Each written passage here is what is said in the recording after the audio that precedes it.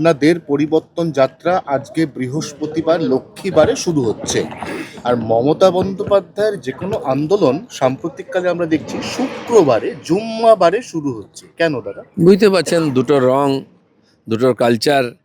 উনি নামাজ কালচার থেকে এসছেন, আমরা পূজা কালচার থেকে এসেছি।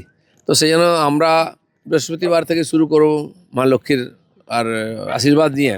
আর উনি স্বাভাবিকভাবে নামাজ পড়েই শুরু করেন বলে শুক্রবারকে বেছে নেন। সব ব্যাপারে উনি একটা সময় একটা কমিউনিটিকে খালি মেসেজ দেন। ওনার রাজনীতিটা হচ্ছে ওইরকম আংশিক আর সিলেক্টেড।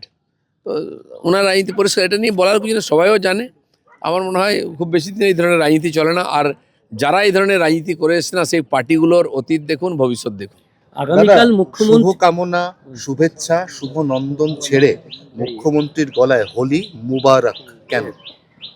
হ্যাঁ, কমপক্ষে হোলি মোবারক তো বলেছেন, কিন্তু মোবারক তো বলতেই হবে। যিনি জলকে পানি বলছেন তাকে তো বলতেই হবে।